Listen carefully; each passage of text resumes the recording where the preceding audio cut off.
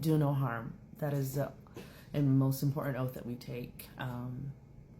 Become a physician, becoming a member of the healthcare team. And I am saddened to hear what is coming out of Chicago with Dr. Mona Ghosh, an OBGYN who unfortunately caused devastation and, unnecessary aggressive treatments to women who were seeking care, who are vulnerable, who are mostly women of color in a lower socioeconomic area. And for some of them, were not ready to have their chance of having a baby, their fertility to be cut short, but she did. Some were given diagnosis of cancer.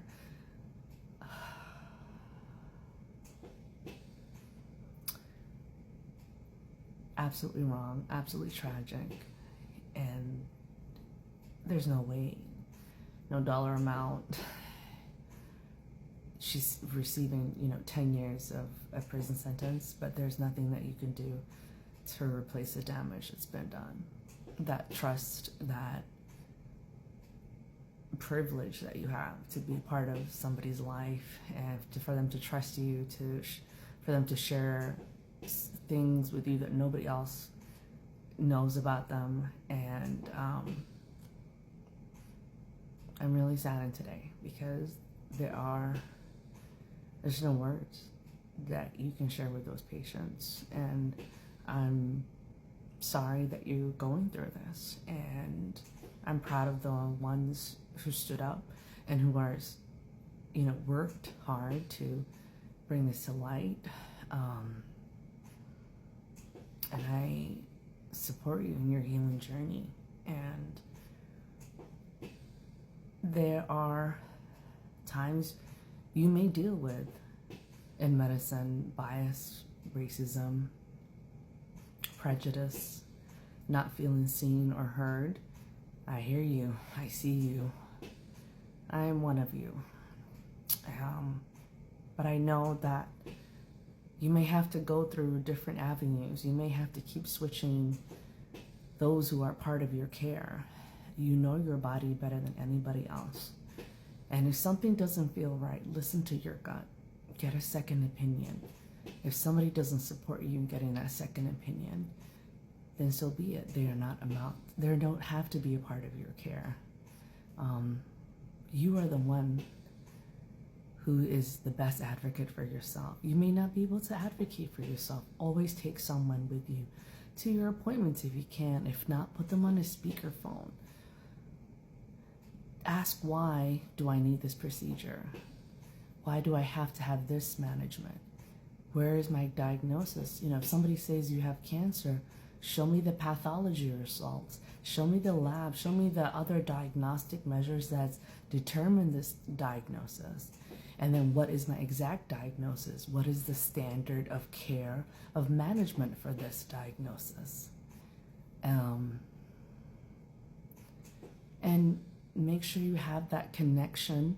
I'm not blaming the victims, absolutely not. This is all on her as a physician to misuse her power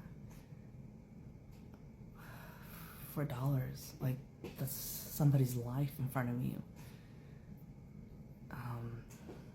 But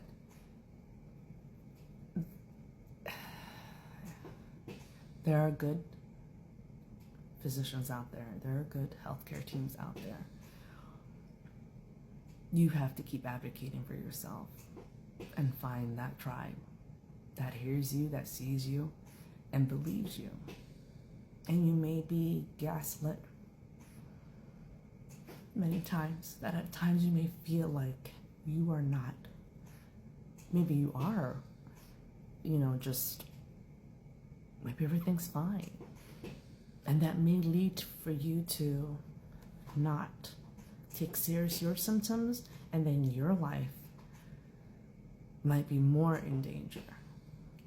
So if you really feel something's not right, keep going. If you have to change the office, the hospital, the clinic, keep going.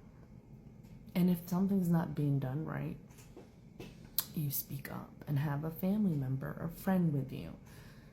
When you're sick and you're dealing with health issues, you may not be in the right state of mind.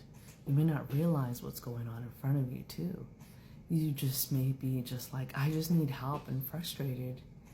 And you may walk away from a situation. And sometimes leaving, it is the right thing to do. Sometimes leaving is not. And you may need critical management and somebody to step in. And that's when you can ask for a patient advocate. You can ask for a supervisor. You can ask for the head of the department. You can ask even up to the chain of command to the CEO. It's called, patient can also trigger that, not just the healthcare team. It's a chain of command. And so there's always somebody above somebody. And I am a little emotional with this story. I can relate to you as an OBGYN, as a patient myself, navigating the healthcare system. And there have been really good people a part of my care. And there have been people that we did not, we're not on the same page. And may not have had the best bedside manner, but I had ones who've had the best bedside manner and have encouraged me to keep going. And those of us whoever you are on the front lines, know that that smile, that extra 5 minutes to check on the patient, really ask them what's going on. Ask them, do you feel like, is everything being taken care of for you? You don't know how much that goes a long way. And if you feel that your patient is not being heard, not being listened to, then you can step in and advocate for them if they can't do it for themselves, and support them when those other team members who are not on the same page come into the room, and being there for them. I know there's so much that goes on behind the scenes that the public doesn't know about, but and what it means. It's not easy to be on the front lines, but know why you're there, know the oath you took, and the amazing, great impact that you can have. And you can step in, and you have a voice for your patients, and your patients have a voice too to say something. Just because somebody may not agree with your management or is asking more questions, it has nothing have to do with your ego. It doesn't have anything to do with anybody's ego. We're here to take care of patients and build that trust. And people may use this story as a way to even build more divide between patients. I'm not here to do that. I'm here to remind us that we have an important patient relationship, especially as OBGYNs, as women's health is pushed back on the back burner.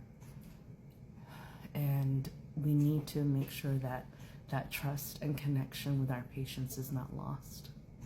And to do your best. And if you're not the person for them, encourage them to seek another opinion, or to seek another specialist that might better, give another different perspective, not just better. Sometimes it's somebody else looking from a different perspective can open so many more doors of avenues of management, treatment, or saying we've exhausted all the options, and also giving that patient that comfort that we've all tried our best together to be there for them. So keep going, no matter what you're dealing with. And, seek the ones who support you and are there for you. And you got this. And the ones who are going through the trauma of such experiences as that, take time to heal for yourself and be kind to yourself in this journey. And just take it one day at a time. I'm Dr. Hoden, your board-certified OBGYN, women's health advocate. Thank you for listening. Share, and let's be there for each other. I wish you all good health.